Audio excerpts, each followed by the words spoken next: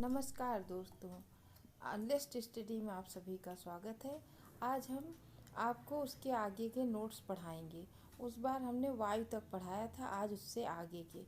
अगर आपने वाला वीडियो नहीं देखा तो उसे आप जाकर ज़रूर देखिएगा और मेरे वीडियो शुरू से लेकर आखिरी तक ज़रूर देखा करिए। उसे लाइक, शेयर, सब्सक्राइब किया करिए। यह आपके किसी भी कंपटीशन के लिए बेहद इम्पॉर्टेंट है। तो आप सिर्फ ध्यान से हमारे वीडियो को देखते जाइए और उसे थोड़ा याद करने की कोशिश करिए, याद हो जाएगा आराम से।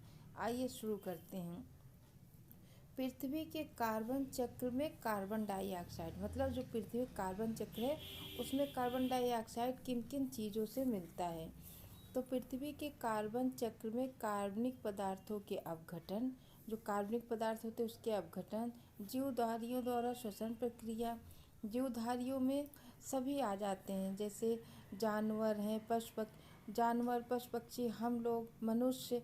तो हम लोग जब सांस छोड़ते हैं तो क्या छोड़ते हैं उसके साथ? Carbon dioxide. हम लोग क्या लेते हैं? ऑक्सीजन लेते हैं और कार्बन डाइऑक्साइड छोड़ते हैं। तो वो कहाँ जाता है? कार्बन चक्र में, पृथ्वी के कार्बन चक्र में।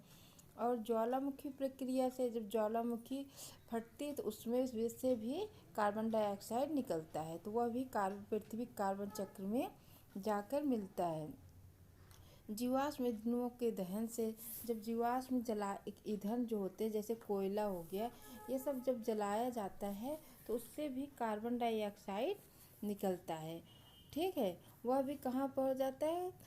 इतिहास से कार्बन डाइऑक्साइड पहुँचती है, कहाँ पहुँचता है? पृथ्वी के कार्बन चक्र में।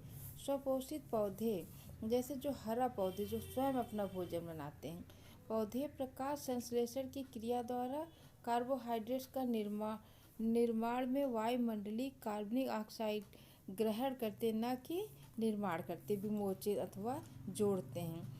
मतलब जो पौधे भोजन, जो हरे पौधे होते हैं वो जब भोजन बनाते हैं तो क्या क्या लेते हैं? प्रकाश संश्लेषण और कार्बन डाइऑक्साइड वो ग्रहण करते हैं। ठीक है, उसे निकालते नहीं हैं।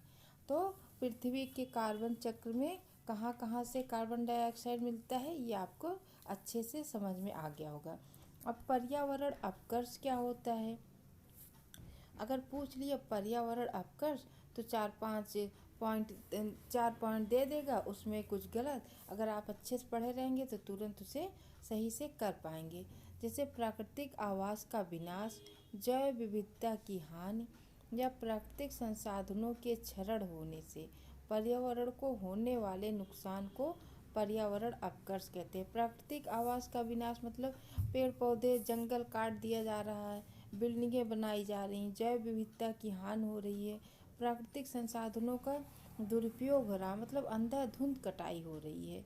ये नहीं सोच रहे कि मतलब अपनी ज़रूरत के लिए काटें, लेकिन नहीं, बहुत ज़्यादा उससे क्या हो रहा? प्राकृतिक पर्यावरण को नुकसान हो रहा है। उसी को क्या कहा जाता है? पर्यावरण अपकर्ष। पर्यावरण अपकर्ष प्राकृतिक या मानव जनित होता है। पर्यावरण अपकर्ष प्राकृतिक तो कम होता है लेकिन मानव उसका नुकसान ज़्यादा करता है। तो पर्यावरण अपकर्ष क्या होता है ये आपको समझ में आया होगा। अपक्षय क्या होता है? अपक्षय चट्टानों की टूट फूट की वह क्रिया है जिसके अंतर्गत चट्टानें विघटन तथा वियोजन द्वारा ढीली पड़कर तथा विदृढ़ होकर अपने स्थान पर ही बिखर कर रह जाती हैं। अपक्षय मतलब जब चट्टानें आपस में टूटती फूटती हैं, जिसके अंतर्गत क्या हो जाता है?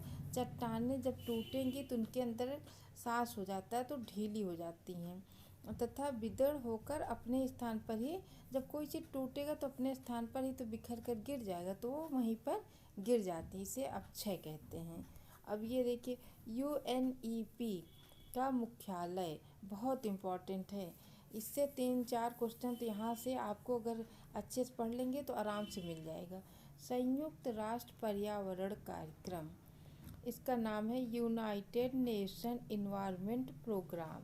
ठीक है, अगर इसका फुल फॉर्म पूछ लिया तो हिंदी में संयुक्त राष्ट्र पर्यावरण कार्यक्रम और इंग्लिश में यूनाइटेड नेशन इन्वायरमेंट प्रोग्राम की स्थापना कब हुई? 1972 में हुई थी।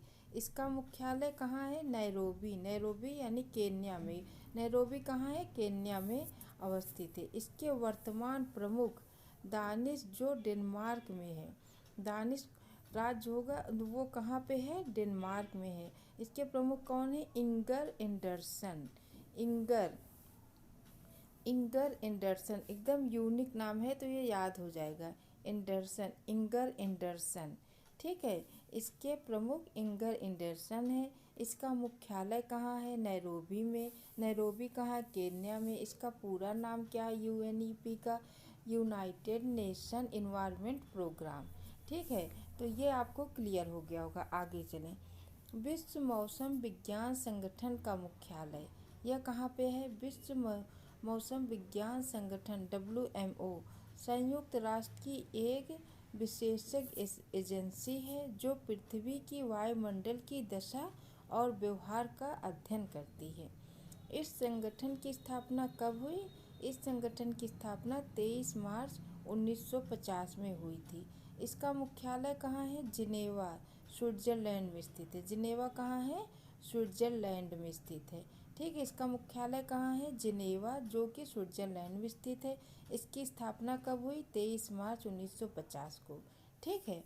आगे चलें। ग्रीन पीस इंटरनेशनल का मुख्यालय, ग्रीन पीस इंटरनेशनल का मुख्यालय कहाँ पर है। ग्रीन पीस इंटरनेशनल एक गैर सरकारी पर्यावरण संगठन है जिसके जिसके कार्यालय 40 से अधिक देशों में स्थापित है। कितने 40 से अधिक देशों में। और इसका मुख्यालय कहाँ है, नीदरलैंड के एम्स्टर्डम में स्थित है। इसका मुख्यालय कहाँ है, नीदरलैंड के एम्स्टर्डम में स्थित है। ग्रीन पीस इंटरनेशनल का मुख्यालय नीदरलैंड के एम्स्टर्डम में स्थित है। एम्स्टर्डम में स्थित है जो कहाँ है, नीदरलैंड में, ठीक है। और 40 से अधिक देशों में स्थापित है इसका मुख्यालय। इसका कार्यालय जो है गैर सरकारी पर्यावरण संगठन है जिसका कार्यालय 40 से अधिक देशों में स्थापित है। अब देखिए EPA का पूर्ण रूप, EPA इन्वायरमेंटल प्रोटेक्शन एजेंसी है।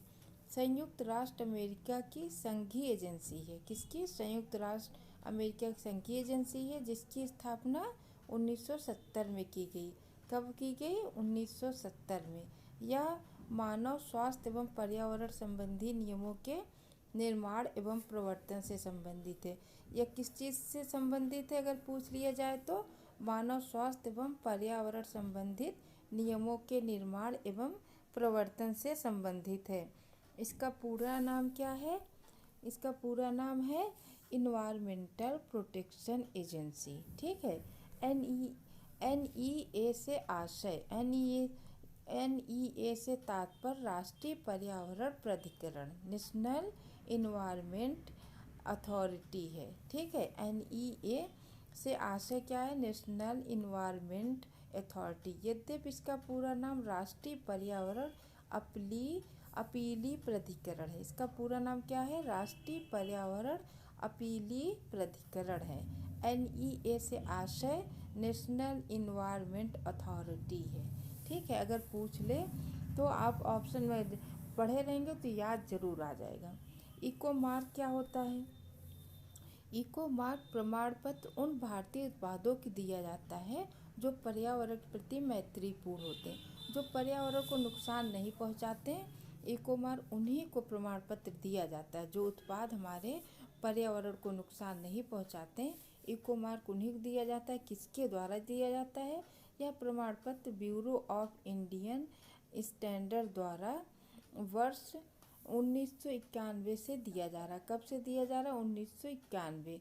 यह प्रमाण पत्र ब्यूरो ऑफ इंडियन स्टैंडर्ड द्वारा वर्ष 1991 से दिया जा रहा है। धारणीय कृषि क्या होती है, धारणीय कृषि वह होती है कि धारणीय कृषि का अर्थ है पर्यावरण को की अछूतता रखते हुए भूमि का इस प्रकार प्रयोग किया जाए कि उसकी गुणवत्ता समाप्त ना हो। धारणीय कृषि क्या होती है, धारणीय कृषि इस तरह की जाती है कि भूमि की गुणवत्ता बिल्कुल भी समाप्त ना हो, ठीक है। इसमें प्राकृतिक कृषि क्या होती है, प्राकृतिक कृषि का अन्वेषक, प्राकृतिक कृषि के अन्वेषक कौन थे, मसानोबु फुकुओका, फूफा के नाम से फुकुओका याद रहेगा। कहाँ के थे, वह जापान के एक किसान थे और दार्शनिक थे। प्राकृतिक कृषि का अन्वेषक कौन था, मतलब शुरुआत किसने की? प्राकृतिक कृषि के अन्वेषक मसानोबु फुकुओका हैं। फूफा के नाम से इनको याद रखेंगे। वह एक जापानी किसान और दार्शनिक हैं। ठीक, अगर हमारे वीडियो में आपको कुछ कमी लगती है उसे कमेंट बॉक्स में ज़रूर बताया करिए। और हमारा वीडियो शुरू से लेकर आखिरी तक आप लोग ज़रूर देखा करिए। लाइक शेयर सब्सक्राइब करिए। धन्यवाद।